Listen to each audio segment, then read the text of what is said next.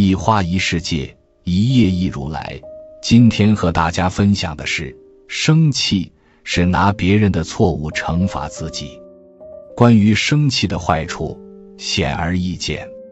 可是坏的情绪似乎和人生如影随形，不知为何就会火冒三丈。为了避免生气，我们会克制自己，但从长远来看，克制不如疏导。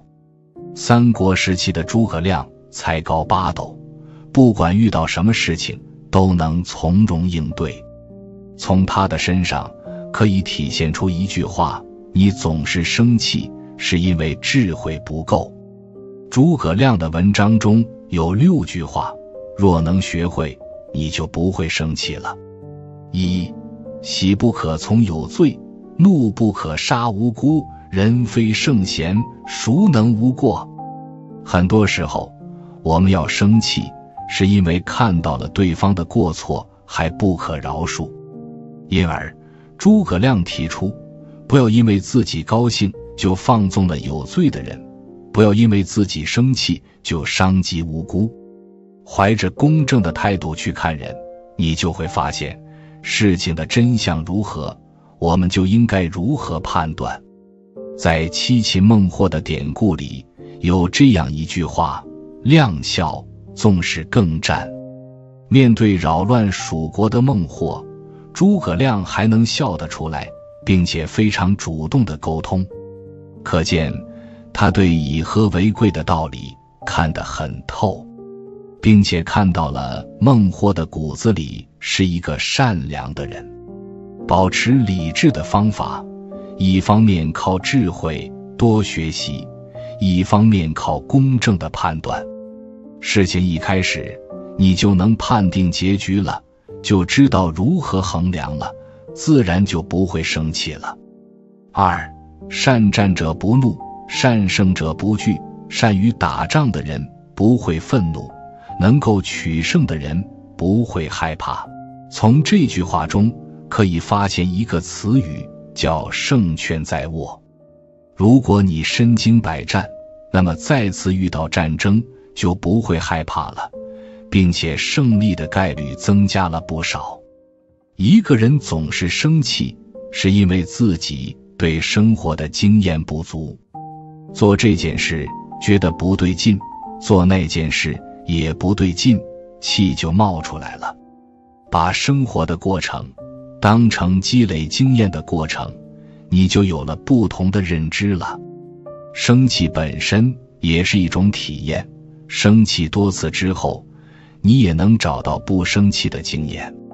三，喜不应喜无事之事，怒不应怒无怒之物。高兴为什么？愤怒为什么？也许是对不应该生气的东西生气。很多生气是毫无价值的，也是完全没有必要的。看过一个故事，一个商人带着货物乘船外出，在偏僻的河道上看到一条船直接冲撞自己所在的船。商人大声责问，还不赶紧调整方向？若继续这样，就别怪我不客气了。对方置若罔闻，持续靠近，直到两船相撞后，才发现对方的船是早已废弃的船，空无一人。商人把船推开，不再生气了。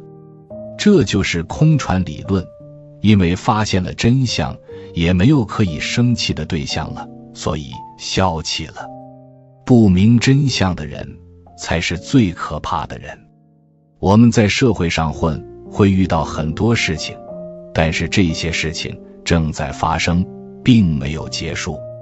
你不要因此生气，而是静待结果，接受事实。四，大事起于难，小事起于易。大事起于难，小事起于易。意思是讲，要干大事，应该要先学会做小事，不要眼高手低，看不起做小事，由弱到强，从小到大是事物发展的一般规律。人生也是由许多的小事构成的，做好每一件小事，积累起来就是更好的人生。有时候一个细节，一件小事，能成就一个人，也能毁掉一个人。资治通鉴中就讲，夫君能勤小物，故无大患。意思就是说，一个靠谱的人能够谨慎处理小事，所以不容易招致大祸。抓细节，勤小物，是古人留下的经验和教训。东汉时有个人叫陈蕃，他的祖父曾任河东太守，不过到了陈蕃这一辈家道中落，不再显赫。陈蕃少年时期曾经独自在一个庭院里习读诗书。有一天，他父亲的一位老朋友薛勤来看望他。薛勤看到这个庭院里杂草丛生，还有不少垃圾，就说对陈蕃说：“小子，你怎么不打扫房子呢？”陈蕃回答说：“大丈夫处事当扫除天下，怎么能一个房间呢？”薛勤认为孩子这样眼高手低并不好，就劝陈蕃说：“一屋不扫，何以扫天下？”以此来激励他，从小事做起，从身边的事做起。陈蕃听后觉得很有道理，也很羞愧，无言以对。从此以后，他积极改正，从身边的事做起，后来终于成长为东汉时期的一代名臣。享有汽车大王之美誉的亨利·福特，大学刚毕业，到一家汽车公司应聘。福特感觉自己应聘成功的几率微乎其微，因为和他一同面试的人当中，无论学识、阅历或是形象，比他好的大有人在。当他敲门走进面试办公室时，发现门口地上有一张纸，出于习惯，他很自然地弯腰把它捡了起来，看了看是一张废纸，便顺手扔到了垃圾桶。面试官把这过程都看在眼里，就是这一不起眼的细节，让他打败了众多应聘者，得到了这份工作。其他面试的人并不是没有看到门口的那张纸，而是他们认为这样细小的事情没必要理会，也就因此错失了机会。而福特对待每一件小事，每一个小细节都不疏忽的认真精神，让他获得了这个难得的机会。他也用自己的实际行动证明了面试官的独到眼光，让福特汽车闻名全世界。勿以恶小而为之，勿以善小而不为。任何一件小事，任何一个细节，都可能让结果产生翻天覆地的变化。小事成就大事，细节成就完美。成功其实是由一件又一件不起眼的小事，一个又一个微不足道的细节积累而成的。这个世界上任何事情都不可能一蹴而就，所有的大事开始都是从简单的小事认真先做起的，注重细节才是成功的必经之路。5. 不傲才以骄人，不以宠而作威。做人最忌讳的就是骄傲自满，有恃无恐。当一个人习惯了高高在上时，就不知道如何下来了，因而不得不生闷气。比方说诸葛亮挥泪斩马谡的故事里，马谡镇守街亭，但恃才傲物，觉得军营应该放在山上，形成俯冲态势。他没有考虑到山上无水源，容易被围困的缺陷，因此被魏军打败。马谡在做出决定时，和副将王平多次争执，说了气话，并且自认为熟读兵书。生气时做出的决定多半是错误的，生气时做的事情多半要失败。这一点符合冲动是魔鬼的规律。因此做人谦卑，听得见不同的建议，能够让别人找出自己的毛病，反而就不会生气了。人一直在低处，就不会有太多的起起伏伏了，人生的状态会非常稳健。6. 圣人之治理也，安其居，乐其业。为什么我们看到的菩萨总是快乐的形象？因为他们习惯了帮助众人。为什么孔子这样的大人物总是诲人不倦？因为他把教书作为快乐的根源。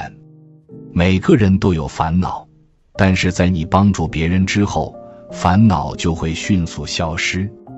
那一刻，你听到了别人说谢谢。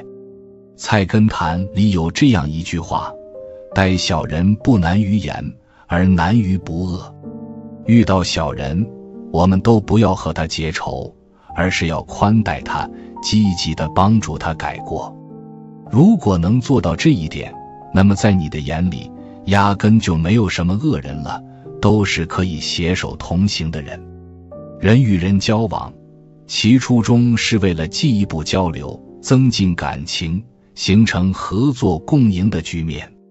交往的过程中有过节，那也是暂时的困惑。不忘社交的初衷，大家都会怀着善心，得饶人处且饶人，别人的一切就不能影响到你的情绪了。人活着，喜怒哀乐是不可避免的情绪，但是人不能被负面情绪左右自己，而是积极趋利避害。不要因为一时半会的现象就急着下定论。当事情过了很久之后，你会发现之前的生气是多么的愚蠢。当下你要做的就是把很久以后的感悟搬过来，让自己变得冷静睿智。人就是这样，智慧多一点，愚蠢的事就少一点。诸葛亮欢迎收看佛禅。今天和大家分享的是，人生的最大悲剧莫过于人老了却无依无靠。如今人们不再像以前那样有很深的家族观念，子女长大成人后多半都远去他乡打拼，而父母则被遗留在家中，成为了空巢老人。年轻的父母总是要求女儿以后不要远嫁，要求儿子不要定居太远，因为他们深知一旦分隔太远，他们将无法保证亲情的延续，也无法保证是否老有所养。没有人不想安度余生，但现实中总以悲剧居多。那些寂静的门后面是一个个孤老悲伤的背影，他们无助、无奈以及绝望，他们不为人知，呐喊无声。他们是一群年迈的老人，是存在已久的新的弱势群体。曾获加拿大国际电影节最佳剧本奖的韩国电影《酒神小姐》就向大众展示了各种老年人的状态。电影层层剥开，安稳的生活表面之下是惨不忍睹的孤苦无依。他们苟延残喘，伶仃憔悴，悲剧不断，却很少有人发现。因为年迈体弱，所以他们失去了太多亲人朋友，也因此得到了太多，腿脚不便，被人嫌弃，一无是处。绝望之下，他们只能选择死亡，甚至他们连死亡的资格都没有。一、老年人孤独化的现状。中国是老龄化严重的国家，据推测，到2030年，中国60岁以上的空巢老人数量将达到2亿多。老年人口的增加注定会加重年轻人的负担，为了生活，他们不得不将精力更多地放到工作上，于是亲情之间难免寡味，常回家看看也变成了奢望。对此，老年人也表示理解，所以他们更多时候都选择不提自己对子女的思念，于是孤独成了他们的常态。我们常会看到一种现状，年轻人回家看望老人成了足以让周边人羡慕和称赞的事，而老人也是喜笑颜开，为之骄傲。因为若孤单成了一种现状，成了一种习惯，那么外来的一切都将是惊喜。而对于老人来说，他们无时无刻不在期盼惊喜的到来，因为事实上什么都没有也并不幸福，所以有人陪伴，有人牵挂，就成了让他们最大的满足。电影《酒神小姐》中的主人公素英是一个人老珠黄的女人，没有亲人，还失去了唯一的儿子。一生未婚的她，到了老年的时候更是无依无靠。年老的她已经没有任何工作能力，为了能活下去，她成了一名不入流的站街女。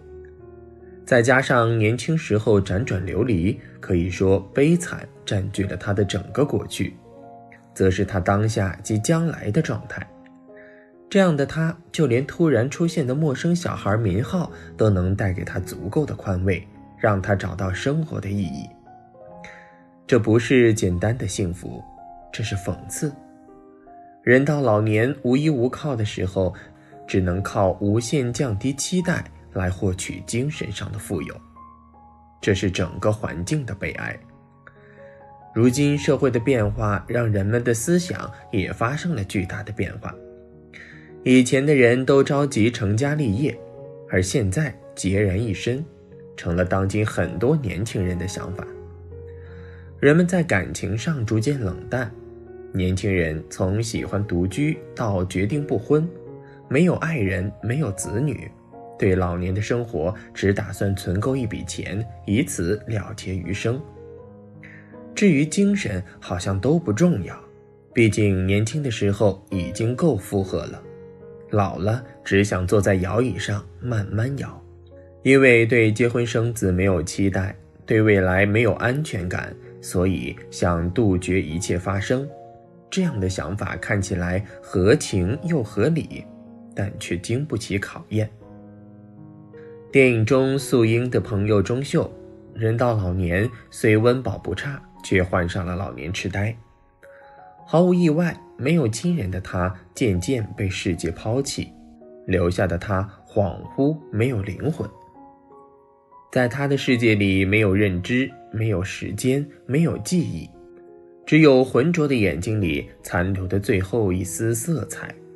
他每天一个人孤单地坐在门口，孤苦伶仃，而这样的状态会持续到他死亡。没人能预测将来，就像钟秀也不会料到自己会患上老年痴呆，变成一个只能动却没有任何思想的废人。而这个时候，他的身边却没有一个能依靠的人。谁能保证老了一定无病无灾？谁又能保证老了一定有人陪在身边？都不能。老年注定是一场无法预测的冒险。二，有一种死法叫做孤独死。人们都在害怕老去，不单是容颜的衰老，更多的是当不再有行动能力了，就将会面临被抛弃的恐惧，以及孤苦伶仃没人作伴的痛苦。很多人都幻想老年生活会是什么样子，和朋友们去旅行跳舞，走不动的时候就一起进养老院。但现实都是很残酷的。电影中因中风而躺在病床上的宋大爷，儿女抛弃，无人照顾，生不如死。在素英去看他的时候，他终于有了能诉苦的对象。他讲述自己的无奈与痛苦，最后请求素英帮助他自杀。这样的现象有很多，甚至更残酷，亲人冷漠，朋友离去，晚景潦倒，行动能力弱，没有生活保障的他们，终究被压在社会最底层，无法动弹。当没有希望的时候，死亡就会是最后的选择。有一种死叫做孤独死，它存在于任何地方。日本曾有一部纪录片叫《老年公寓清洁队》，它向大众介绍了日本的一种特殊职业——孤独死清洁员。他们只负责清理孤独而死去的人。自杀不属于孤独死，无人看见，没人预料的才算。据日媒数据显示，2016年的时候就已经超出4万起孤独死事件，而人数每年都在增加。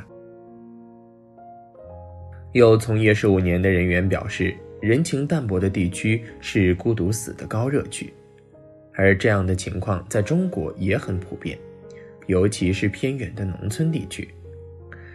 年轻人外出，老年人空巢，出门一把锁，进门一盏灯。他们年迈难自理，就算逝世了，也只能望着天花板，谁也不知道。人老了，身边却没有真心的亲人，望着空荡荡的房间，寂静的大门口，耳朵里传来洗衣机的声音，冰箱里只剩下昨天的剩饭剩菜。想必当生出自杀想法的时候，才能真正理解人这一辈子有多么的孤独。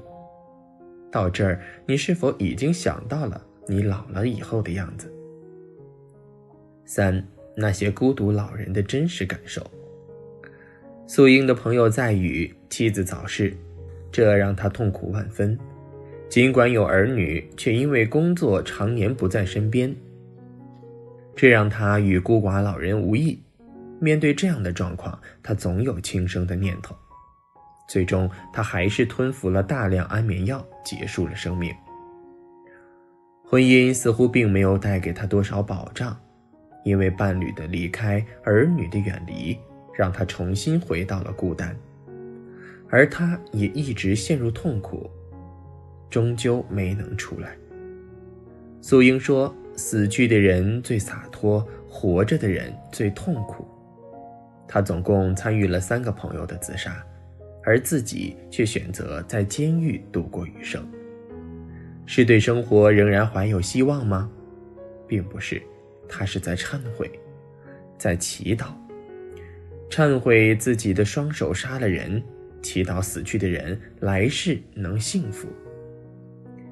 这是他的善良，来自一个对生活已经绝望的人的最后温热，也有他的卑微，到最后的期待却只有希望能在春天坐牢。因为春天是美好的象征，是幸福的象征，是重生的象征。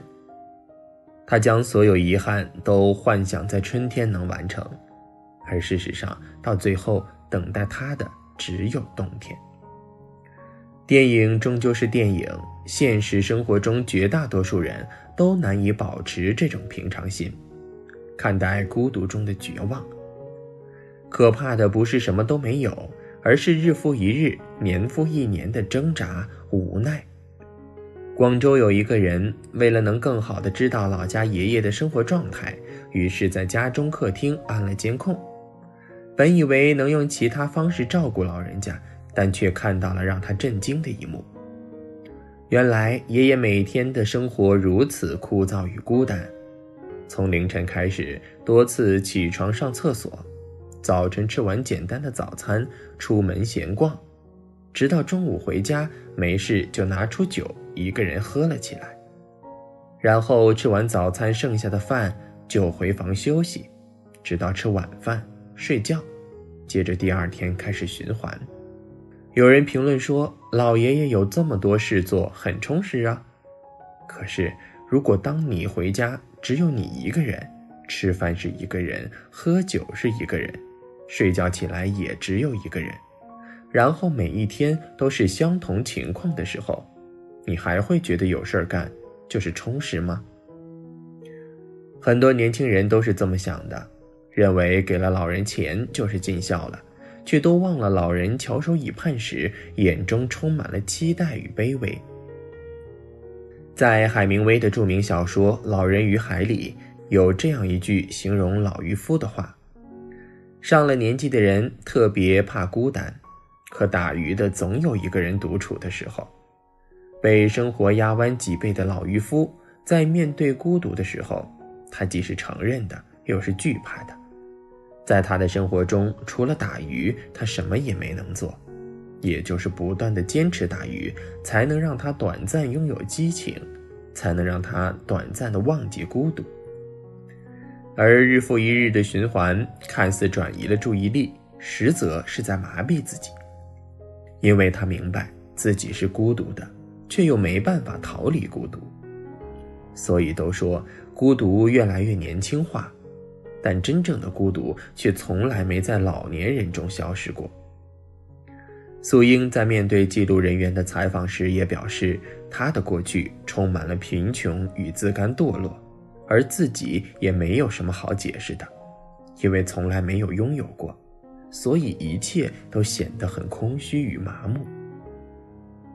这何尝不是上个世纪很多老年人的心路历程？因为从来没获得过，当人入晚年依然什么都没有的时候，那才是贯彻身心的孤单吧。现实中总以渺小的人居多，掌控不了自己的人生，决定不了生死。其实素英就是那些孤独的老年人心中的渴望，因为无奈，所以总是渴望解脱。纵然老去有万般苦楚无法预料，但畏畏缩缩也无法解决问题，因为老去的孤独已经是必然存在的，坦然接受才是最好的选择。生活也不是一无是处，人生也不总是处处是坑。拉姆达斯曾说，只有接受痛苦，你才接受自己的灵魂，才能遇到磨难的时候有一颗强大的心。最后，人生短短几载，对于子女来说，珍惜眼前的老人。老人其实和小孩子一样，需要照顾，需要关心，同时为自己谋安稳，因为到了老年，真正重要的只有陪伴。今天的分享就是这些，非常感谢您的收看。喜欢佛禅频道，别忘记点点订阅，期待你的留言和转发。在这里，你永远不会孤单。